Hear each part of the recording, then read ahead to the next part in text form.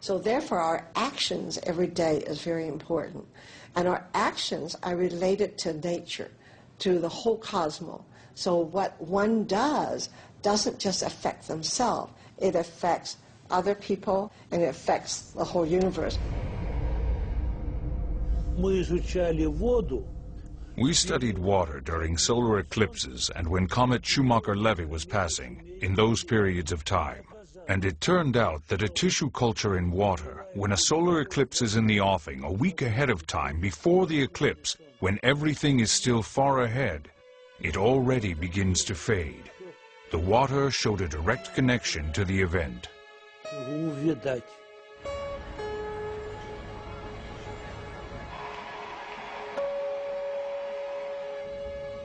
The system of the universe exists as a single, perfect organism. All of its parts, including us and our Earth, are inseparably bound together by huge streams of information. And on our planet, water plays the key role in how the information is exchanged. In effect, it is the medium through which all nature is governed.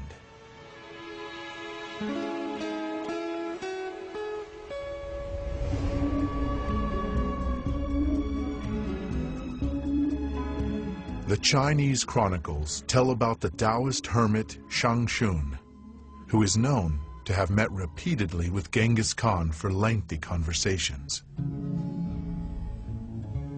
Once, when the country was being ravaged by an unknown epidemic, the ruler of Beijing asked the hermit to protect the people.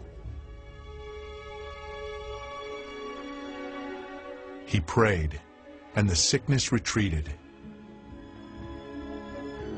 In reply to numerous expressions of gratitude, the hermit said, "Prayer is not a thing. All it requires is faith." Exactly. Exactly. Many people think that thought or intention, the word we use is intention, can be imprinted on the water. That is a possibility. Like prayer, if you go to Lourdes, is it prayer that is imprinted on the water? The Holy Scripture contains these marvelous words, "Nothing shall be impossible to him who believes. If ye have faith as a grain of mustard seed, ye shall say unto this mountain, Remove hence to yonder place, and it shall remove." Here the mountain is just a metaphor, of course, but it helps us understand the power of faith.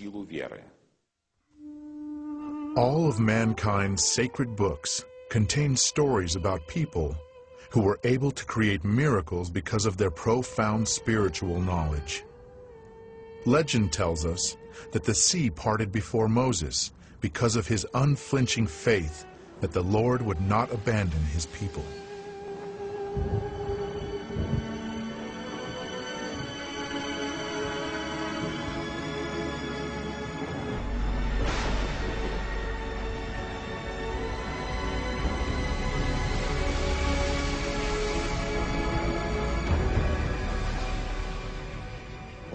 We have totally indisputable evidence that prayer influences sick people to get better.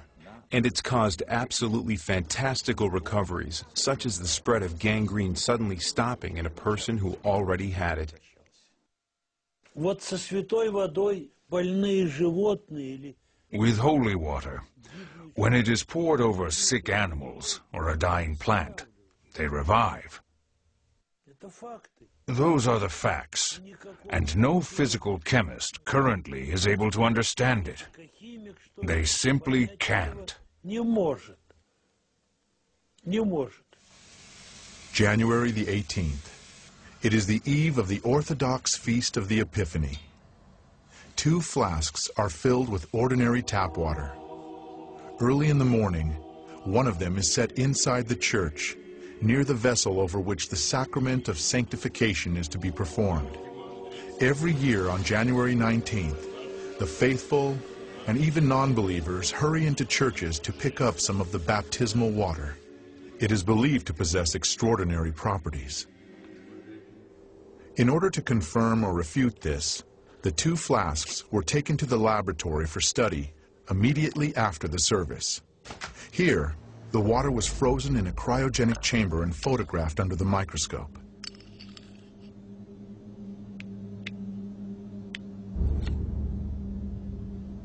The crystals of the tap water looked like a chaotic, diffused spot.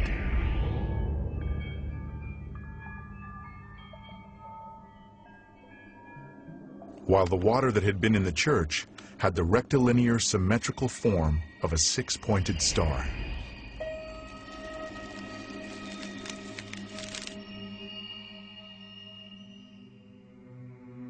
It is well known that holy water has a very powerful and stable structure. This water can pass its properties. Take only 10 grams of it and dilute it in 60 liters of common water, and the whole amount will have the properties of the holy water. Perhaps scientists will tell us sometime what prayer is. Perhaps scientists will tell us sometime what happens with human nature under the influence of divine grace.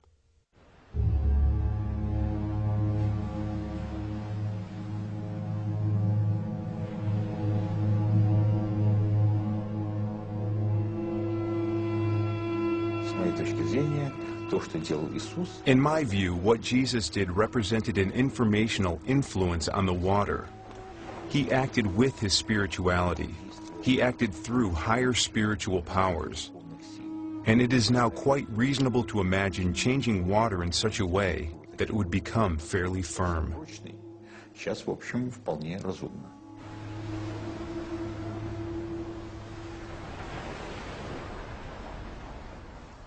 It could be radiation, but could it be only subtle energy? And we are very interested in how subtle energy can be detected by a material.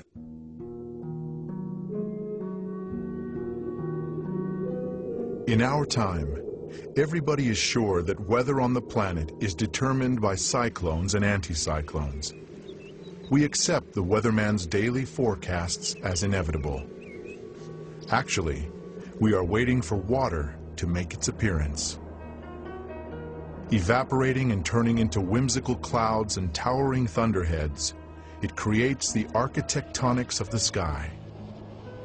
The countless shades of sunrise and sunset, the rainbows that shoot across the sky, all of them result from the refraction of light rays by the moisture in the atmosphere. Clouds carry this moisture over great distances, and it spills down as rain. Rain, hail, snow and mist, winds and storms, gales and hurricanes. All of these complex processes depend on water's mood. We try to second guess how it is going to behave, and where on the earth it will bestow its favors, and where it will unleash its wrath. The most we can do is to observe these processes from space, but only observe them. But how alluring the thought is of subjugating the weather. What a sweet bait that is for human vanity.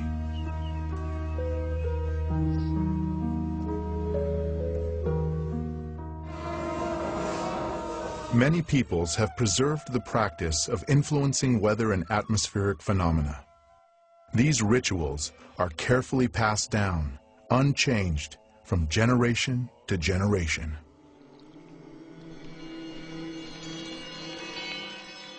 Если мои подношения If my tributes have been convincing enough, if I have chosen the right time and the right place, and have recited the mantras correctly, and from a pure heart, then the Lord of the water gives us water. тогда хозяин воды дает нам воду. We do not place much trust in actions which may be met with a smile these days. Could it be that just one human, not some huge modern laboratory with the latest technologies, but just a single person, could influence a natural process solely by the force of his desire and intentions?